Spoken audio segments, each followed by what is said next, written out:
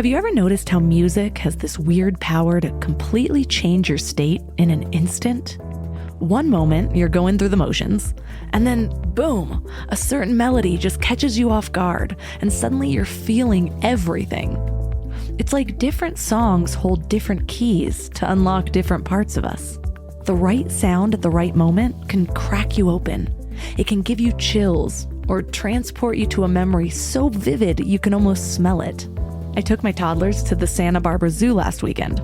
Solo parent trip with 2 and 4-year-old boys because apparently I enjoy chaos. Well, picture this. I am juggling snacks and water bottles and sunscreen while my 4-year-old announces that he needs to pee right now. And my 2-year-old decides the lion enclosure fence looks climbable. My neck was so tense I could barely turn my head. Parent mode in full survival swing. Well, then we passed this random older gentleman playing a wooden flute near the white-handed gibbon exhibit. Not part of the zoo, just some random street musician who set up shop and decided to spread a little joy. And something weird happened. The chaos just paused. Those simple notes cut through everything. The mental checklist, the constant vigilance, all of it. And not just for me, both of my boys. My breathing slowed down, my shoulders dropped. For maybe 30 seconds, I was just there, present, connected to something I hadn't even realized was missing. Moments like these aren't just feel-good moments. Your entire body, down to your cells, exists as vibrational patterns. New quantum biology research shows that we're basically walking symphonies, each system humming at its own frequency. Scientists have caught cells talking to each other through vibrations, not just chemicals. It's a whole language happening inside you right now. And when those frequencies sync up, you feel clear, balanced, healthy. But when they're scrambled, that's when the physical and emotional crap hits the fan. External sounds literally reprogram your internal rhythms. That's why a chaotic, noisy target run leaves you drained, while the right playlist can reorganize your scattered brain into something resembling sanity. Most of us have no clue this is even happening. We're unconsciously tuning or mistuning ourselves all day long through our environments and especially through what we listen to. We're walking around letting random frequencies dictate our internal state without even realizing we have a choice. Ancient cultures were onto this centuries ago. Those Tibetan singing bowls and Aboriginal didgeridoos, they weren't just cool sounds. They were precision tools for shifting consciousness and healing. They knew what modern science is just catching up to. Think about it. We're having profound experiences with sound all of the time. That song that makes you cry every time you hear it, the voice of someone you love that instantly relaxes you, the particular sound of waves that somehow resets your entire system? None of this is random. Your awareness itself acts like a frequency control knob. When you're scattered and reactive, your internal vibrations get messy. But when you're present and focused, they harmonize. And that's why 5 minutes of real listening can reset your entire nervous system faster than an hour of trying to calm down. And I've seen this in my kids too. When they are in full meltdown mode, trying to reason with them is useless. But putting on specific music, sometimes upbeat to match their energy before slowly bringing it down, or sometimes immediately soothing, can completely shift their state within minutes. Here's what happens when we ignore this vibrational dimension. We give up our power. We let whatever random frequencies are around us dictate our internal state. We miss using the most accessible tool for transformation that's literally vibrating all around us. The most powerful technology for well-being isn't in a new app. It's in becoming fluent in this vibrational language that's been playing through humanity since we first banged rocks together and called it music. So what if your playlist could actually be medicine? What if the sounds you surround yourself with daily were consciously chosen to support specific states of being? What if you could learn to use music not just for enjoyment, but as that precision tool for presence, connection, and aliveness? Today, our guests are Mort and Sara Sherman. They're a father-daughter duo, which gets me a little jelly, honestly, but they're also the authors of Resonant Minds, the transformative power of music, one note at a time. Sara is a classical pianist, and no, I will never be mature enough to say that without a slight chuckle, and founder of Mozart for Munchkins, while Mort brings decades of experience in education and mindfulness practice, and together they've created a practical approach for using music as a tool for transformation. In this episode, you will learn how to create your own frequency medicine for different emotional states, practical techniques for using music to strengthen neural pathways for focus, creativity, and emotional regulation, and how to use the science of entrainment to create deeper connections with others through shared musical experiences. This show is sponsored by BetterHelp. You guys, workplace stress is killing us. 61% of people are dealing with stress levels that are way beyond normal. So if you're feeling it, you are not alone. I used to think I could just push through everything, work harder, sleep less, pretend I had it all figured out, but that approach nearly broke me. I am all about following your joy. If that voice in your head is telling you to make a change, listen to it. Maybe you are ready to quit your job. Maybe you do need to flip your whole life upside down. But either way, you need support and tools to navigate it well. And that's where therapy comes in. Modern therapy teaches you how to set boundaries without feeling guilty, how to manage anxiety before it spirals, how to make big moves from a place of strength instead of desperation. And BetterHelp has over 30,000 therapists and has helped 5 million people worldwide. And you can talk to someone from your couch. No waiting rooms, no awkward scheduling. Therapy gives you the clarity on whether that voice telling you to make a change is your intuition or just the Sunday scaries. But either way, you deserve support. As the largest online therapy provider in the world, BetterHelp can provide access to mental health professionals with a diverse variety of expertise. Unwind from work with BetterHelp. Our listeners get 10% off their first month at betterhelp.com/mindlove. That's BetterHelp, HELP.com/mindlove. I was just talking to a friend who's been trying to hire someone for 3 months. 3 months. She's been posting on random job boards, scrolling through resumes that make no sense, getting ghosted by candidates. It's a mess. When it comes to hiring, Indeed is all you need. Stop struggling to get your job post seen on other job sites. Indeed's sponsored jobs help you stand out and hire fast. With sponsored jobs, your post jumps to the very top of the page for your relevant candidates so that you can reach the people that you want faster. And it makes a huge difference. According to Indeed data, sponsored jobs posted directly on Indeed have 45% more applications than non-sponsored jobs. One of the things I love about Indeed is that it just makes hiring so fast because you're not wasting time on platforms where nobody's actually looking. Your job gets in front of real candidates who are actively searching. Plus, with Indeed sponsored jobs, there's no monthly subscriptions, no long-term contracts, and you only pay for results. How fast is Indeed? Well, in the minute I've been talking to you, 23 hires were made on Indeed, according to Indeed data worldwide. There's no need to wait any longer. Speed up your hiring right now with Indeed. And listeners of this show will get a $75 sponsored job credit to get your jobs more visibility at Indeed.com/mindlove. Just go to Indeed.com/mindlove right now and support the show by saying you heard about Indeed on this podcast. Indeed.com/mindlove. Terms and conditions apply. Hiring? Indeed is all you need. When you study Shakespeare, we study the words, and for so many people, it's difficult. The languages to break through the barriers, but his writing is full of music. Or in science, when we look at science and the idea of groove and the neuroscience of music and how it affects us as people, why not bring music into the science classroom? Or when you go beyond that into church, we know that church and spirituality go hand in hand. And so there's that opportunity over there. And, we can go on and on about the opportunities and what we've done with music. In fact, some ways counteracts the possibilities of music as being an integral part of our lives. Turn up your frequency with Mind Love. Bite-sized brain hacks for seekers, dreamers, and doers. It's time to give your mind a little love with your host, Melissa Monti. So, what made you decide that music would be such an integral part of your legacy and life story? Well, that's a good question. I gotta let Sarah pick that up, but I'll take the prerogative as her father.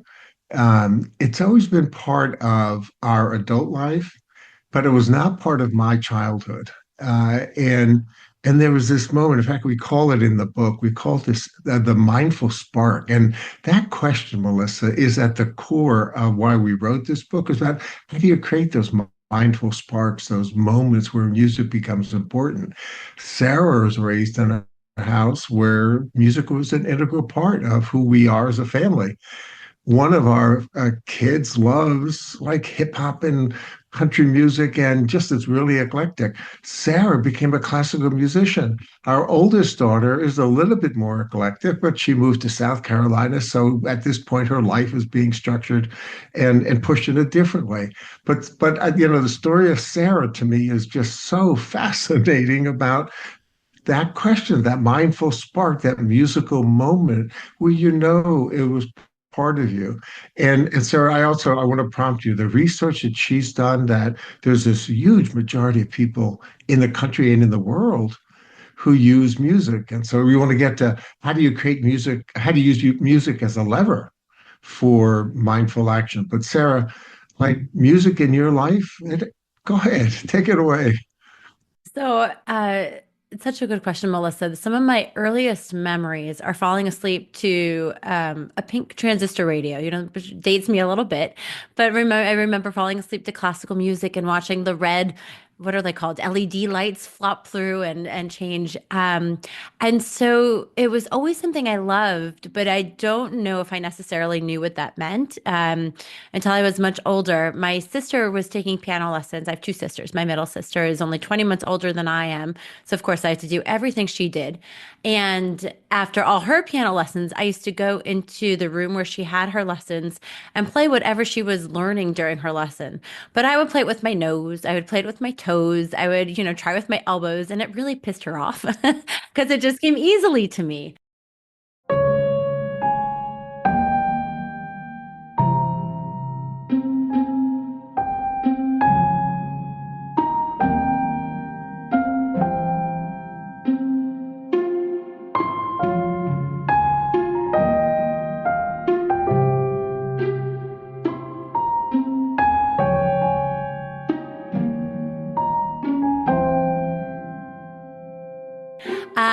And I don't know if as a kid I loved it, but I didn't know what that meant. And so it was something that my parents helped me really shape my life around. I started taking regular lessons. I was competing by the time I was in middle school, probably even younger. They were really careful to make sure they didn't push me to practice, but it was always something that I loved. And so I would sit down and I would I would practice, I would do my work. And so it was something I have always grown up loving, something I've always done. And I think it was by the time my daughter was born, I was still performing. And when you ask about what makes that mindful action with music or bringing the two together, I think a lot of us do that anyway without necessarily realizing it. And what we try to do in the book is to put that intent or the purpose behind why we select music. Some of us already do that when we go for a run and we select a soundtrack, or if we're in a yoga class, somebody's selecting that music for us to create a certain ambiance. And this idea of the book merged with music and mindful action came because I started a concert series called Mozart for Munchkins when my daughter was just 4 months old. I was still performing regularly as a classical pianist, and she was going to all my concerts. My husband was wearing her in one of those Snuggies. And since you have two young kids, I know that you're familiar with them. Um, and she was the only baby there. And there was one concert in particular. I don't know how well you know classical music, but I was a soloist with an orchestra with the Chelsea Symphony. I was playing a Shostakovich piano concerto. And to me, that was a big deal as a performer to be a soloist and have the orchestra behind me. And I invited a lot of new parent friends.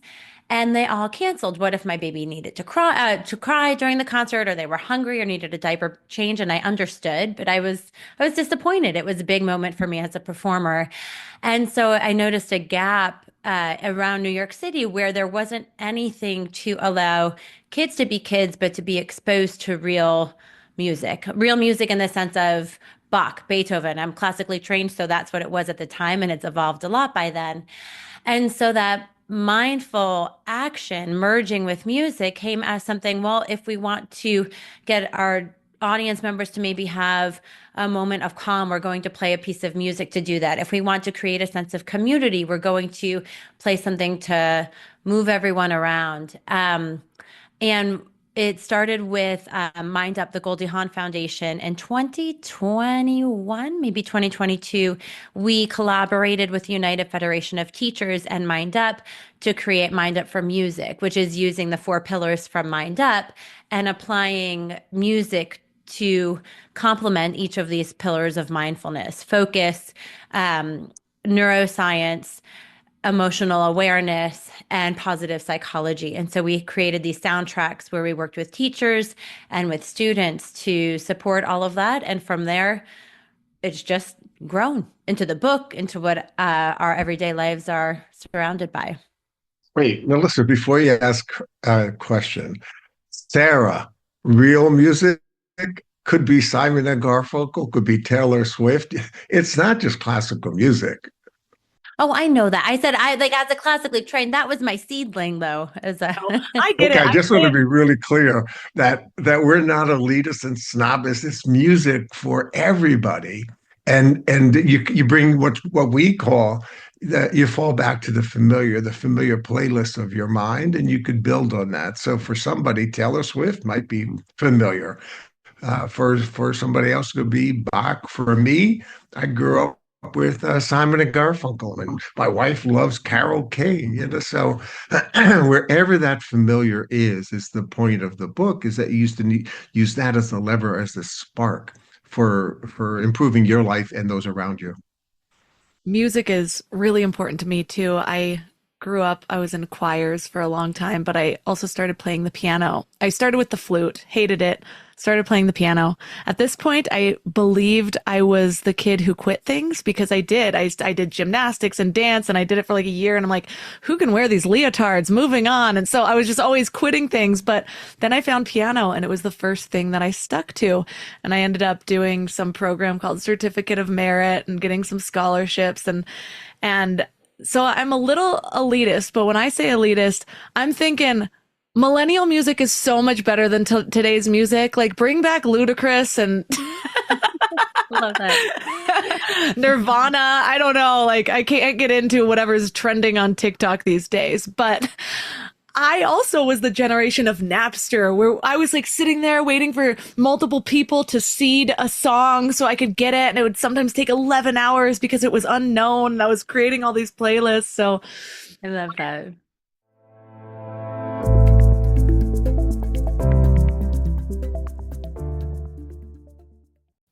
let me ask you something.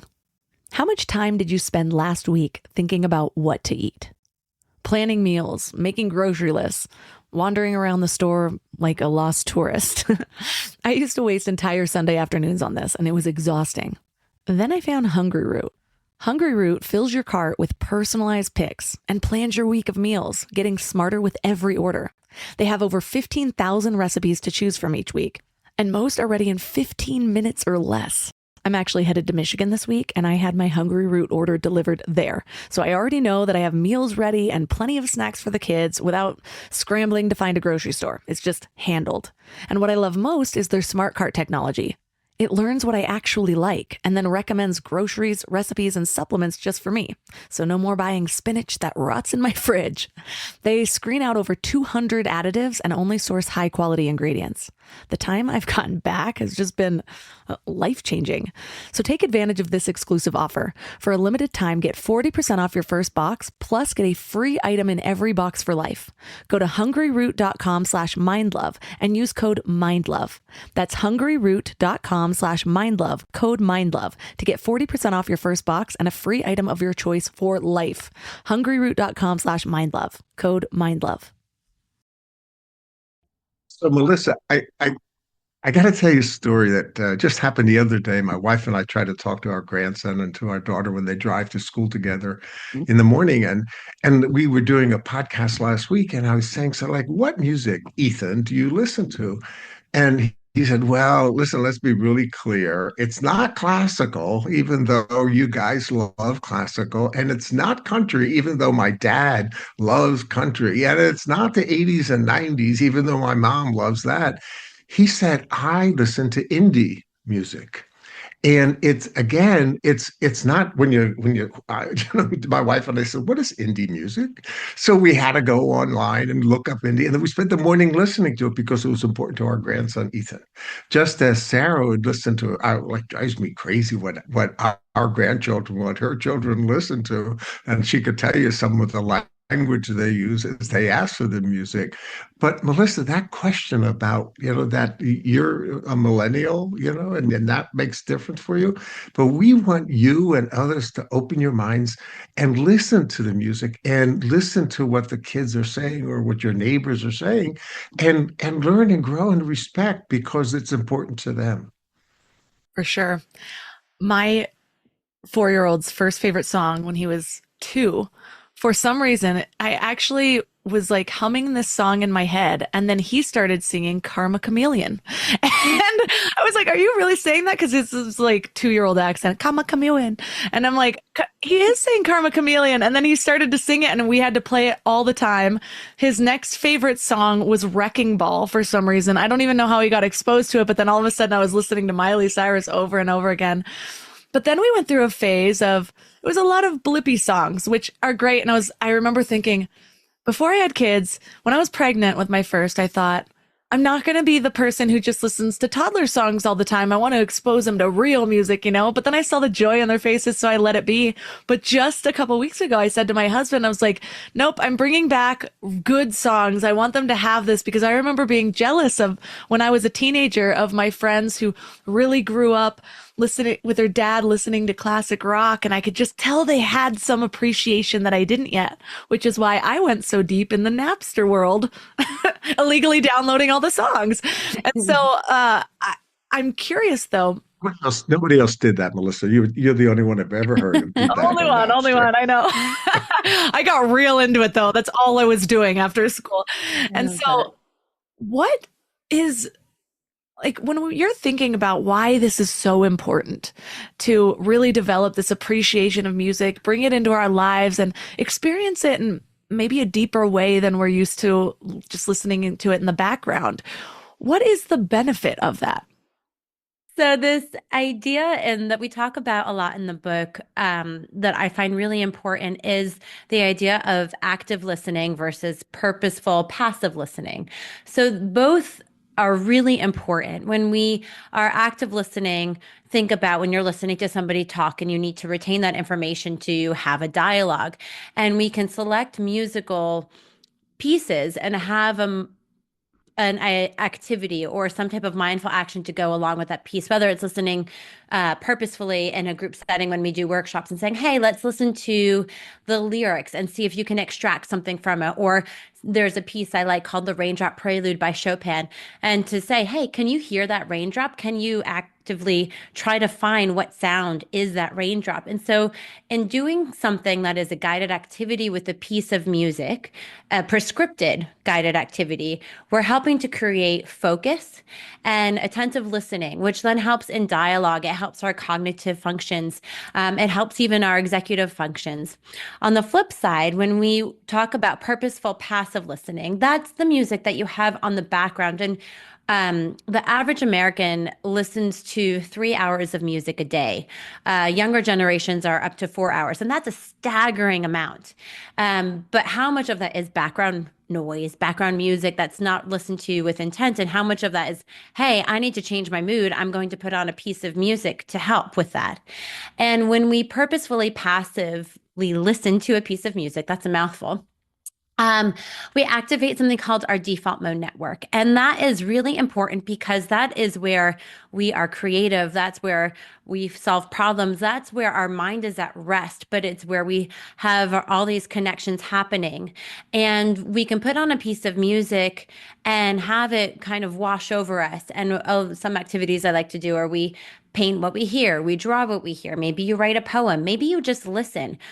and have it kind of wash over you. And that's when we talked about musical selections earlier. It could be classical, it could be Taylor Swift, it could be Sigur Rós, it could be indie music or ludicrous, really whatever resonates with you. And the whole point is that my music isn't everyone's music, but we can choose musical selections to help activate these different parts of our mind. And the more that we learn how to activate these parts of our mind to help us focus or to help us become creative, the more natural it comes to us. And we know how to then, hey, I'm really stuck on this. I need to just take a moment and reground myself.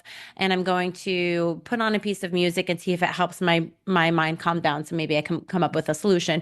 Or, hey, I'm having a hard time focusing. Maybe I'm going to put on this piece of music. And I've worked to create this positive habit with this piece of music so that I can actively listen and focus on what I need to do or the task at hand. Your question is really, I think, at the essence of our work. So I just want to build on your really important, insightful question and what Sarah said. This is not a book about music appreciation. In fact, in some ways, it's not even a book about music. We titled it Resonant Minds, the transformation or the transformative power of music. So it's that idea of music is that lever for creating more resonant minds. And let me give you a very specific example from kind of what you and Sarah are talking about. I would bet that you have a playlist, whether it's for your kids or for yourself or for your family or for your husband. And that playlist gives back to you what's familiar. You could almost know by heart what songs first, what song second, and you go through it. And people are dependent upon their playlists. Some of those playlists, if you use some of the commercial products out there, are already formed. They're not able to satisfy your particular needs as a millennial, or mine as a little bit older than a millennial, or your kids, you and Sarah. You're that same generation of having children. So the question is, if commercial products drive us towards the familiar, and regurgitate back to us what is already familiar, how do we expand that playlist to respect one another, to become better people through music? And because Sarah's point, I love this research she did about the time that we spend as humans, whether it's passive or actively listening. How do we build on that? How do we make that as that moment, that mindful spark to go beyond just listening to music, but in the dopamine question, Sarah, or the behaviors of executive functioning that music allows us to access? What I know about the default mode network and the importance of stimulating that area of the brain, which even meditation can really get into the default mode network, but it's the brighter that area is, the more we're used to using it, it actually is the area that helps us understand who we are and process emotions. And so I'm always bringing attention to these things because we're like, oh, but it's just music or it's just this. But it's like, what a beautiful, enjoyable way to stimulate this area of the brain that expands so much into how you relate to your life and to other people, and that understanding of ourselves. I mean, so often we're searching for books on how to improve our relationships and how to network better or, be a better parent. That starts with understanding who we are and our place in that relationship so that we can bring our best selves to it. And so even that alone is motivating to me to engage with music in a deeper way, which is something that I used to do when I was younger. And I was just noticing how often it is the background for me. But it's funny that this conversation is happening because, again, I mentioned how just the other day I mentioned to my husband, we need to bring music into the kids. And I was like, I want them to see us dancing in the kitchen like we used to. And so I turned on my songs, and that too, the dance for me always helps me tune into the deeper layers of the music because I'm not swaying my hips to the lyrics as much. I'm hitting those deeper beats, and then I'm noticing this little sound that makes me, do the little squiggle thing. Did you get this on video? Always. We have a Ring camera in the living room. So what do you think is one of the common misconceptions people have about music's role in our lives? Music is fun, right? We all think of it music as fun, but I think the idea of purposefully using music, again, some of us do that anyway, but the idea that we can use music as a tool, so to speak, to help us make our everyday lives more easeful. What you said about the default mode network and meditation, and helping us have a deeper understanding of ourselves. Not everyone can sit still and meditate, but music is something that can help people get to that idea and to that presence. And so I think the misconception with music is beyond this enjoyment. It's really something that is a tool to better our everyday lives when it's used with purpose and intention. And that's a point we really try to get through in the book, is that it's accessible. We all have our phones or our devices or all these things at our fingertips that we can pull up a song almost at any point in the day. And so let's use it. Let's use that to our advantage. Again, Melissa, I just really loving your questions. And you just triggered, I like all these notes that already are emerging from your questions. But, you know, we went to a symphony in our county about a week and a half ago. And it was really that moment that Sara writes about, that we write about in our book. If you go to a symphony, and this has probably happened to you, if you have a cold and you have to take out like a throat lozenge or something, and you crinkle the paper, everybody looks at you and you feel guilty, right? It's that quiet moment. Well, we write about Mozart's perspective about music, and Sara could talk more about that in a minute, but so much of what we've done with music has made it uncomfortable for people. Isn't it great that 2% or 3% of the world listens to music? No, I mean, to classical music. No, it's not great. Or let me tell you, as a superintendent of schools for 25 years, I think back of all the opportunities and possibilities I should have embraced about music. For example, social studies. Wouldn't it be fascinating if we included in social studies the music of the times? If we connected the music of the people to the story of the people, to the history of who we are as people. And there's just so many examples. One of my favorite, or two of my favorites, is Amazing Grace. George Washington knew Amazing Grace because it was in the hymnal of the times. And almost everybody, I could see your face light up, Melissa, when I mentioned Amazing Grace. Almost everybody we know could sing Amazing Grace, and almost every president has used that one way or another. Barack Obama, as president, sang it, in South Carolina in a church. And Sara could talk about how FDR used music in the 30s. So that's an opportunity. It's a possibility. Or in literature, how many people have heard the music of Shakespeare? When you study Shakespeare, we study the words, and for so many people, it's difficult. The language is to break through the barriers. But his music, his writing is full of music, and so is literature across the world. Or in science, when we look at science and the idea of groove and the neuroscience of music and how it affects us as people, why not bring music into the science classroom? Or when you go beyond that into church, we know that church and spirituality go hand in hand. And so there's that opportunity over there.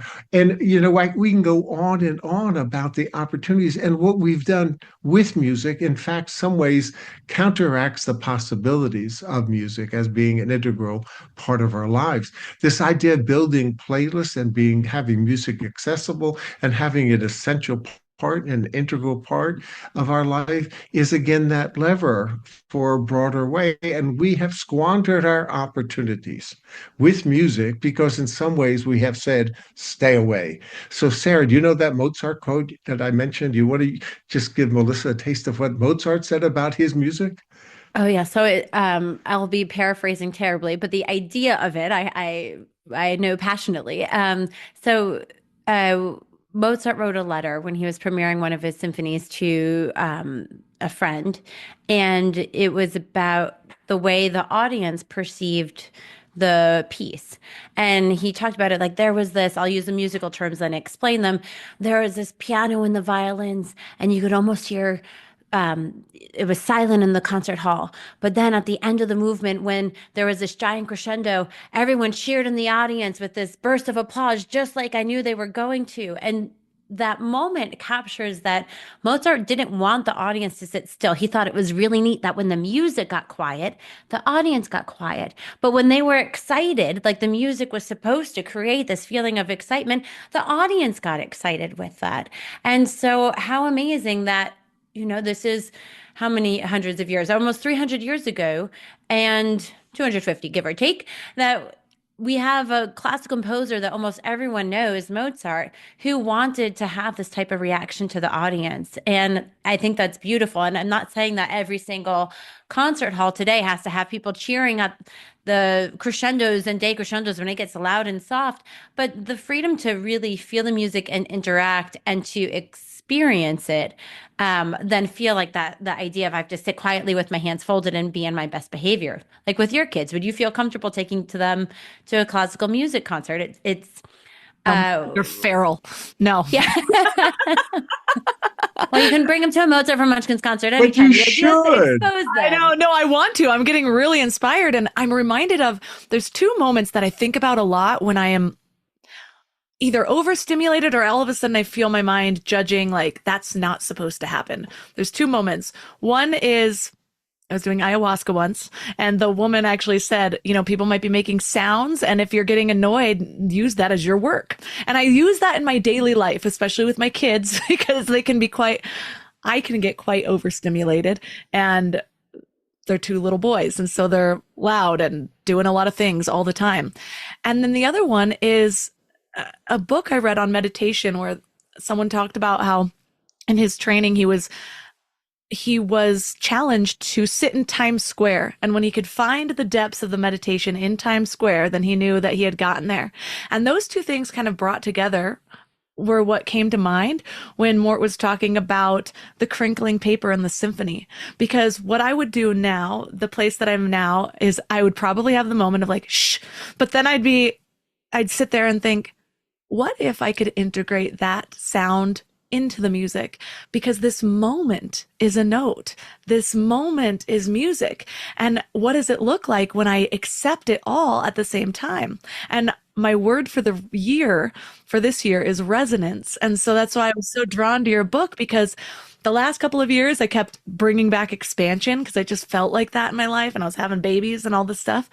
But now I'm coming to a place where resonance to me is a way of being. And when we really understand our own resonance, we can make decisions that increase our frequencies and expand that resonance beyond ourselves. And so that's why I'm so attracted to this idea of using music as the bridge between us and the ways to connect us in a way, because there's science to that. Listening to the same song, you can see people's heart rhythms even synchronizing, and music is just so beautiful, and I think it's sometimes underappreciated. So thank you for bringing this work to the world.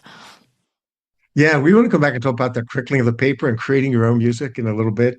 Sara's working with somebody called Sara Sederoff, and we'll talk about AI and the possibilities of actually doing what you're describing, or dancing around the kitchen table or the living room and recording it.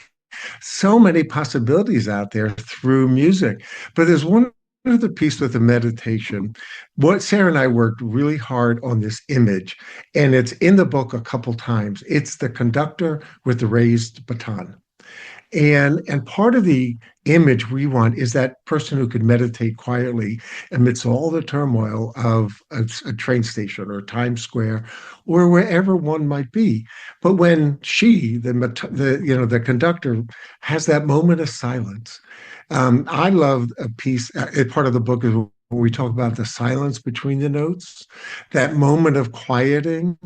People don't often know how to do that, but yet we see examples time and again. When I remember watching Michael Phelps a couple of years ago at the Olympics, and he had his headphones on, and then you could see him on the blocks before he went into the pool, and every swimmer does that. They put their hands down to the side, they shake it off, and they're really quiet. And yet human beings, through the music, because Michael Phelps was listening to music to center and to focus himself before he went out. What did he win? 8 gold medals that year, or 8 Olympic medals that last year, there are those moments, you nailed it perfectly, where we need to figure out how to quiet ourselves, whether you're a runner, as Sarah is, whether you meditate daily, as I do with my wife, or whatever it may be. So it's not just the music itself, but it's the silence between the notes. It's that raised baton of the conductor before she lowers it or waves it, and then the orchestra or the band. I mean, Taylor Swift, I just think the world of her. Not only because she's a great musician, because she resonates with her audience. She has figured out how to deeply connect with the people who love her music. And I think that's why she's so widely popular, is that even when it was pouring and raining, she went out and performed and stood in the rain and played. That resonates. So what you've just described in terms of the resonance about it, the meditation, the connection, there's a lot of science to that. If we were, there's something about, your kids' songs that you were saying, Melissa, if we were to start singing, and there's a few, we're going to put some earworms in your head, some phonological loops, Melissa, and we could say, let's think of a song like "You Are My Sunshine," or we could think of something from Sesame Street, "Sunny Days," or we could think of Mister Rogers. Music is always there. It's right before us. It's how do we use it then? And to take it beyond those phonological loops, to connect to ourselves. I like what you said, and to others. We're going to take you on the road with us, by the way, Melissa, because what you just said before was so wonderful. It captured our book perfectly. I am the girl that's always creating songs about anything. I have like 9 songs about diapers. Some of them are rap. Some of them are, classical toddler. Change your diaper. We change your diaper now. I love that.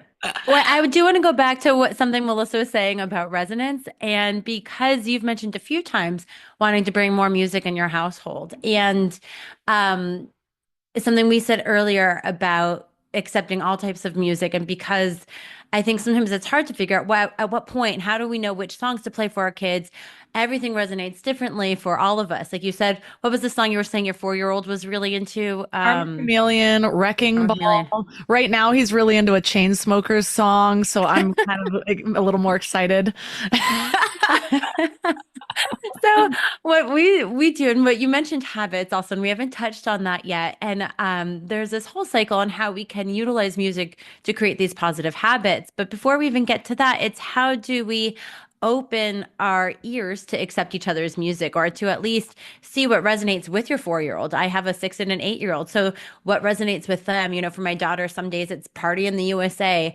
My son really likes Blinding Lights and the Flaming Lips. Sometimes he really likes fart songs. And we often go in a circle. So it's my daughter's turn, then it's my son's turn. And we try to listen to each other's music, no matter what it is. So even if we're hearing the fart song, do you know they even have the William Tell Overture in a fart version, which is awful, but your 4 and 2-year-olds might appreciate it. And then you're introducing them to classical music at the same time. But so the idea is that even though I don't want to listen to that drives me crazy. But even though I don't want to listen to it, listening with my children to their musical selections is a bonding moment. And so when we bond or listen to music together, we'll get to dopamine later because I like using that in a different context. But when we listen to music in this way together, it releases oxytocin, which bonds us, right? We know of the oxytocin, the parent singing their child a lullaby, which is also equally important. But then when we let our children play their musical selections, whether we like them or not, it's opening up our own perspectives to see where they are, maybe learn something about them. And then vice versa. We play it where if they're playing their songs, they have to listen to mine as well.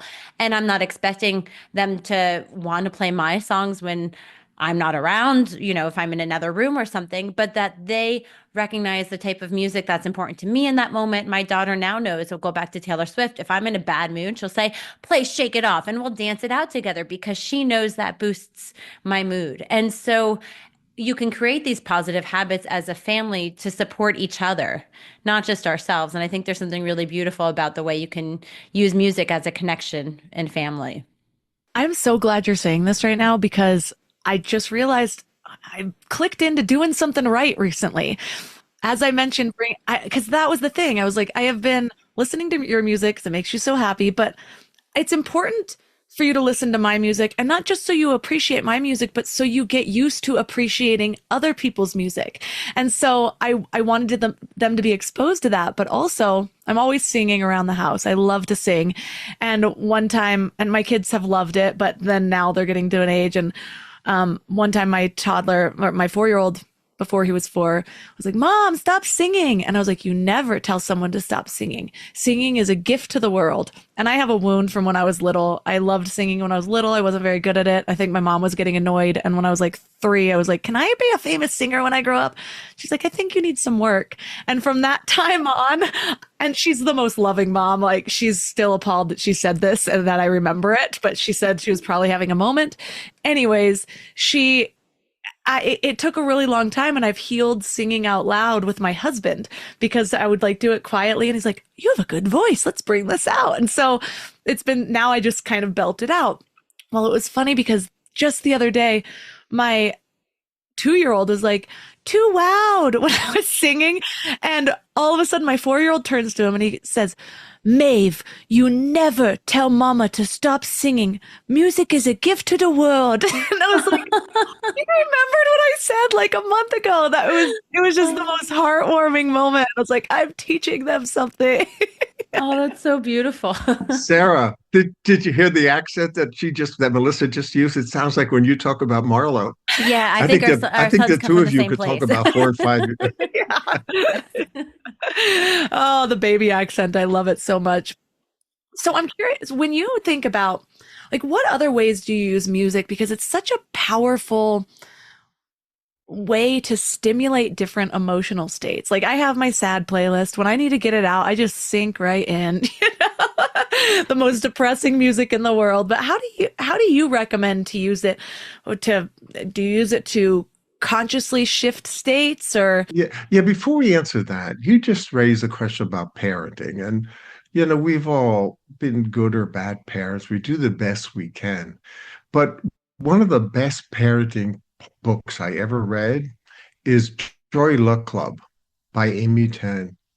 There's a section in there, and this was written a while ago. Amy Tan has a brand new book out, which is wonderful, about birds in the backyard. But Amy Tan wrote about when she was a kid, she was very talented in chess and was on the path to getting a number of chess championships. And her mom made her practice, sit down and practice. And one day she was so angry at her mom. Her mom was like a tiger mom, practice chess, practice chess. That Amy Tan writes about knocking over the chessboard and falling out of love with chess.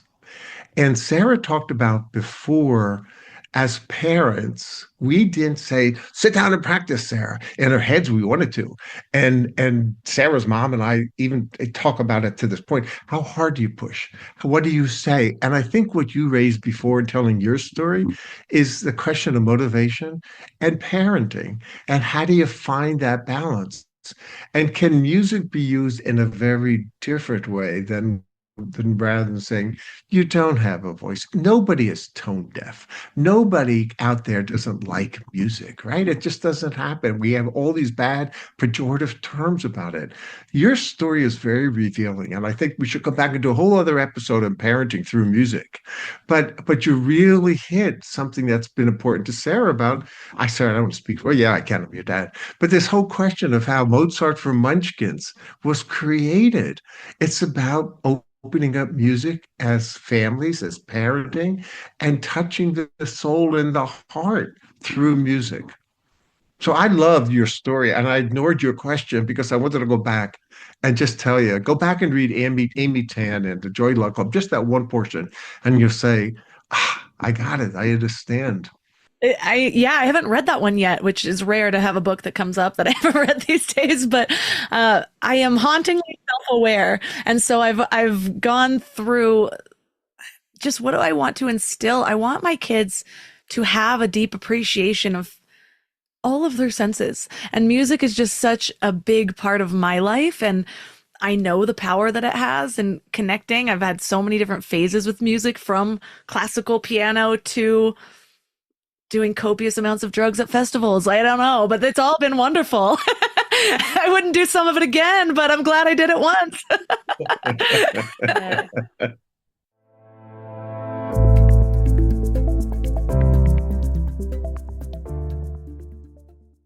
I meditate a lot, and I love healing frequencies, and I can feel, and so sometimes I'll just look up like, I want to feel this, which frequency should I tune into? And YouTube has that, or Insight Timer has that, and I can feel my brain changing. And plus I have all of these like brain training devices, like the Muse headband or the Sensei brain trainer. So I can see the difference that it's making, but I'm going through a phase of trying to, well, since last year, trying to meditate more in silence, just so I can make sure I'm not reliant on the music. But I went back to music this week and was like, oh, it's so much better. It feels like a massage or ASMR. I'm deeply touched by sound. Love that. A few things I want to touch on with all of that. The meditation part, but you asked something earlier, so I want to make sure I get to it, and kind of how we use music to help alter our moods, or also you mentioned habits, and one of us mentioned dopamine at some point. So I'm going to bring it back to that, because I feel like you can't really talk about habits and motivation without talking about dopamine. And this idea of, the way we think of music, and sometimes my dad mentioned a phonological loop, and it's when we have a tune that goes in our ears, and we all have moments of songs that creep into our brain at any times of day, wherever they come from. But we can purposefully use music to create these attachments or these associations. And so if you think about when you brush your teeth, you don't always know how to brush your teeth. I mean, right now you're teaching your kids how to brush your teeth, but eventually it goes from your explicit memory, something that you're kind of learning how to do, and you're actually focus on how am I doing this, to your implicit memory. So then it just becomes this automatic process.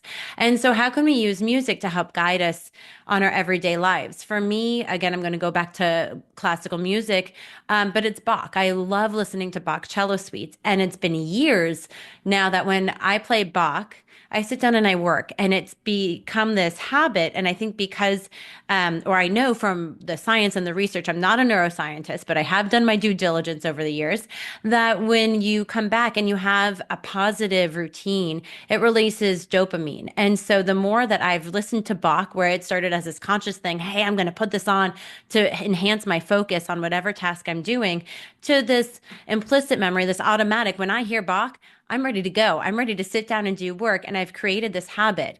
And from doing that over the years, my children actually know how to do that also. If I'm playing loud music and my son needs a moment, he says, hey, let's play Bach cello suites. And it's something that's happened. And I encourage all of us to use it on a daily basis, to find what resonates with us, and to find that song or whatever it might be in that moment, whether we need to focus, and what tune can create this positive memory attachment with dopamine release, from going from our explicit to our implicit memory to, hey, now our body releases this naturally because we've used it repetitively over time for that mood boost or that endorphin rush, whatever it might be. So we can consciously use music to boost ourselves at any time throughout the day, whether you need to sing your sad music, whether you need to get up and move around and dance it out, like we all need to do sometimes. And so that music enhances all of these moments in our everyday lives, and we can use that little boost. It's so interesting you're saying this, because a while ago I read Dopamine Nation by Anne Lebke, and she talks about there was a lot of insights about dopamine that I hadn't learned elsewhere. And one of the primary ones was around how your brain will create an equal amount of pain after you get a big dopamine hit. And so it like forces your brain to recalibrate. That's why a lot of times when you binge a Netflix series and then you stop, you feel a really big low. And so I was thinking, as I was reading this, I was like, but I know you get dopamine from music. Do you still have that?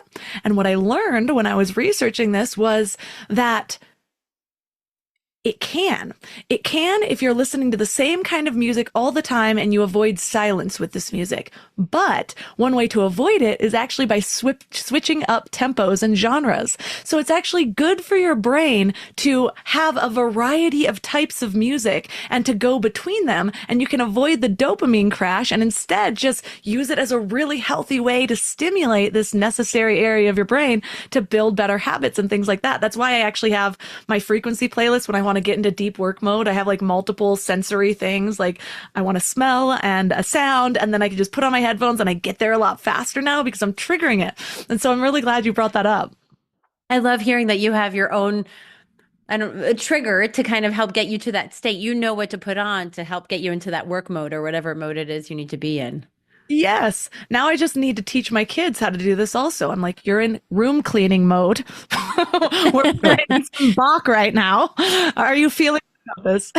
That's the cleanup song. I mean, it's a classic, and most kids will know how Clean up, to do it. clean Yep. up.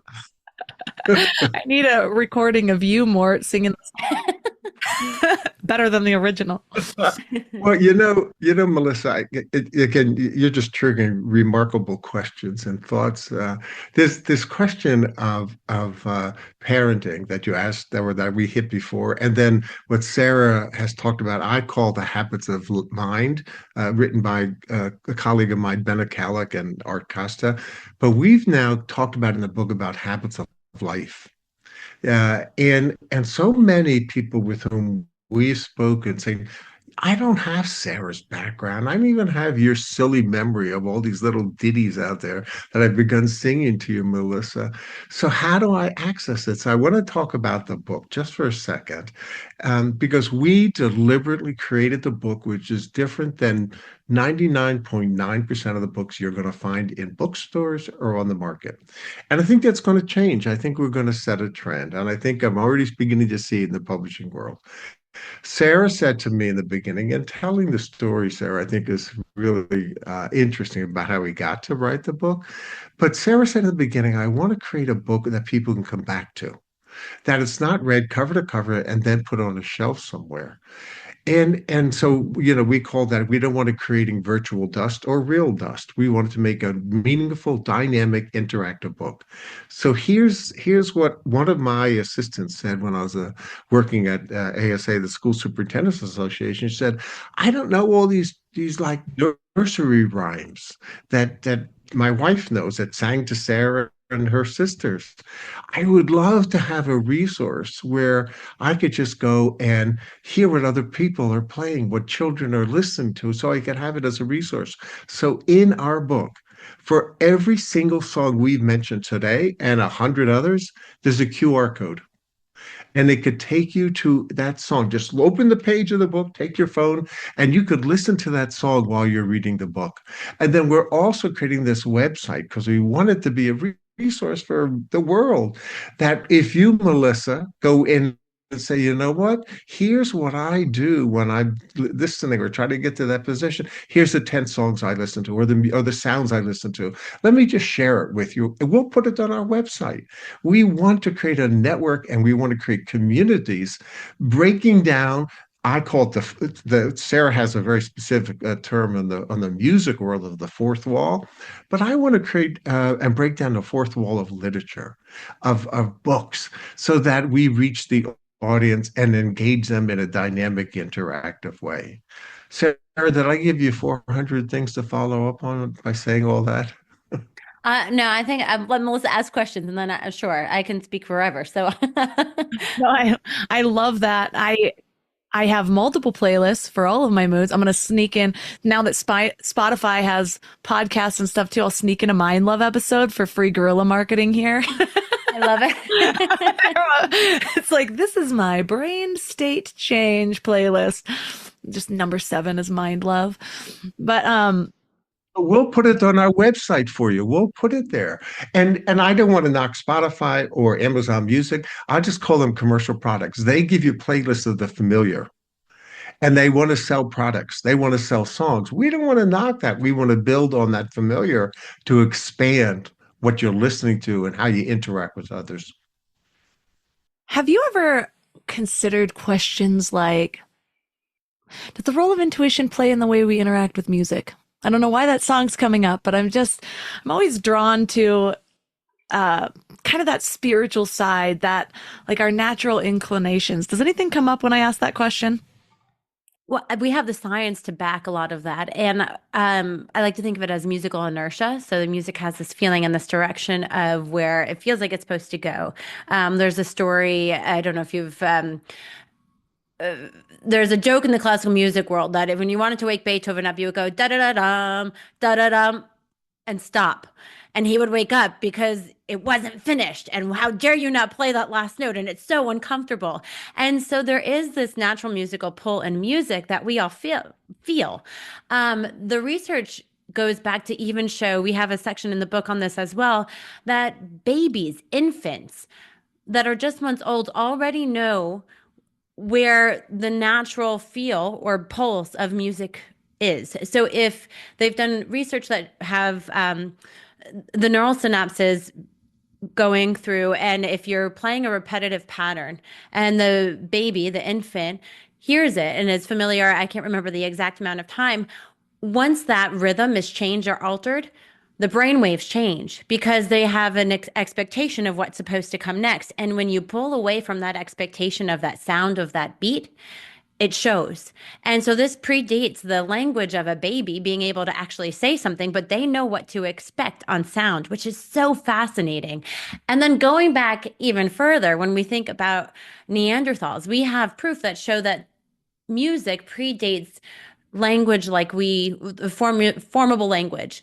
The first instruments were made out of the hip of a vulture bone, and they were like these ancient flutes.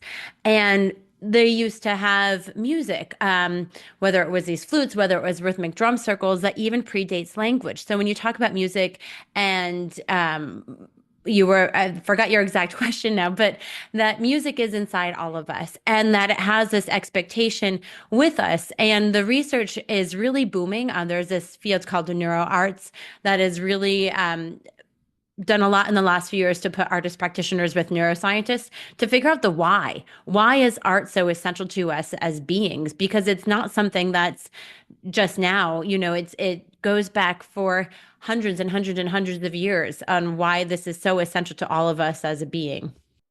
I just interviewed a woman named Amy McNee that's made it her mission to bring back art, even messy art, and to call yourself an artist. And we shouldn't be gatekeeping that. So I completely agree. And I am so fascinated by ancient wisdom, the things that we used to have. I also really love a good conspiracy theory. And you want to know my favorite one? My favorite one is around the World War II bells that were destroyed. So the Germans destroyed over 175,000 bells. And the mainstream narrative is that it was used to create ammunition. But the conspiracy narrative is that these were healing bells. And a lot of what we see, we believe to be our ancient churches now, if you actually look, you can see in the patterns in the windows, it's the shapes of that music notes make if you put it on a table of sand, and the spots where the big bells were. And so the conspiracy analysts believe it to be these healing centers, that they were actually healing centers. And then when big pharma and the elites of the world started taking over, they destroyed them all so that we wouldn't be able to be in tune with our power. Favorite conspiracy theory in the world. I love. That's I a want you to theory send too it to me far later. for me, but It's just right for me. It's right in the middle of my heart. I want to go back and give you a bad dad joke for the day based upon what Sarah was saying about Beethoven. So, do you know what Beethoven's favorite fruit is? What? Sarah? Banana. Banana. Man, I didn't know Try that. have the inertia. You know what song has the inertia for me? Dun, dun, dun, dun, dun. It's the Juvenile Back That Ass Up. I can't not listen to the whole song if I hear that first beat drop. You know what I mean? But that's also these memories that have attached onto you. And I bet you, do you have a moment when you hear that and it brings back a memory to when you first heard it, or why all of a sudden now you have that? Yeah, I'm grinding up on some teenage boy, middle school. That's all we know how to dance is we just stick our asses out and we just bounce them because it's all we really can do. We didn't have rhythm long enough.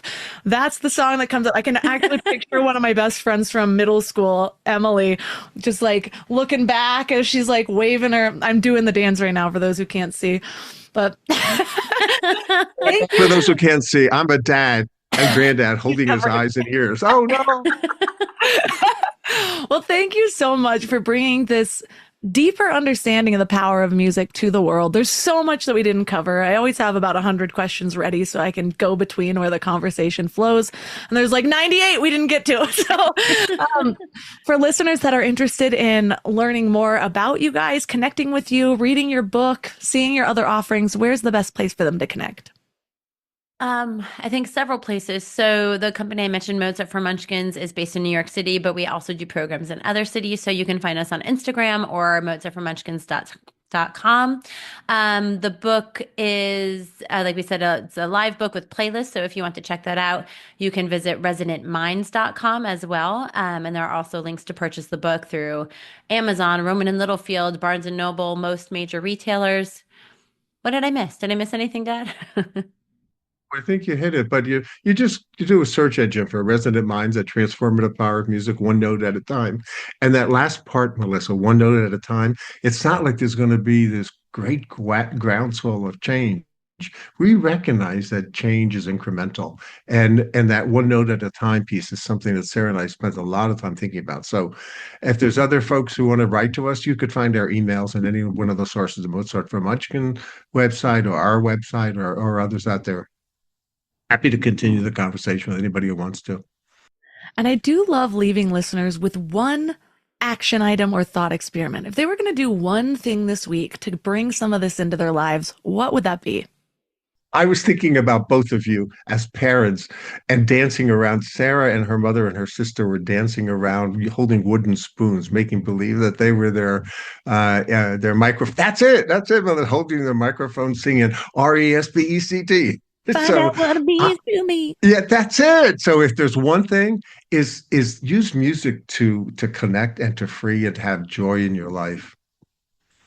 And following up on that, I think this idea I was reading last week of mini experiments in our own lives. You know, how do we create a habit? And we can't expect to make all these changes at once. And so when we talk about utilizing music, experiment. So create these mini experiments for yourself and find songs that resonate with you. And it might take some time to find the song that helps you focus or find the song that helps make you want to get up and dance and release some endorphins. And so to approach this idea of utilizing music in your everyday lives as many experiments for now till you find what really resonates for you. All the links from this episode will be at mindlove.com/395. Your challenge for this week is to create your own resonance playlist. Pick 3 emotional states that you cycle through regularly. Maybe it's focus, creativity, calm, and then find music that helps you access each one. Don't overthink it. Just trust what your body responds to, not what you think should work. Then actually use your playlist intentionally for 7 days straight. And notice how differently your system responds when you match your soundscape to your needs, instead of just letting random frequencies dictate your state. I actually have a frequency playlist that I play every time I'm time blocking and getting into the zone. And so different sensory inputs can get me into that state a lot faster. There are times when I really want to get in the zone where I actually use smell with a specific scent, where I will tap a specific part of my hand, and all of these begin to trigger the same neural pathways. So give it a try and let me know how it goes. And speaking of special things today, April 1st, is actually my dad's birthday, which feels really fitting for an episode featuring Sara and Mort Sherman, an amazing father-daughter duo. But there's something so beautiful about how family relationships shape our connection to music and storytelling. And that's actually what I want to mention today. Story Love starts in just 2 days on April 3rd. So if you've been thinking about joining, now is absolutely the time to reach out. And I might be able to squeeze you in, but spots are nearly gone. You know, across 500 episodes of Mind Love, every single intro starts with a story that pulls you in. And if you've been a regular listener, you might have noticed how my questions are intentionally ordered to take you through a journey of understanding. That is not by accident. I actually put a lot of time into that. So if you want to learn how to do that for yourself, whether it's just to process your own story or to use it in your business, I can confidently say this is the best program to help you understand and create quickly. So reach out to me for info on Instagram at MindLoveMelissa. You can sign up for the Morning Mind Love at mindlove.com or text the word morning to 33777. Thanks for giving your mind a little love today, and I'll see you next week. Thanks for tuning into Your Higher Frequency with Mind Love. Head to mindlove.com for a free gift to keep your vibes up until next week.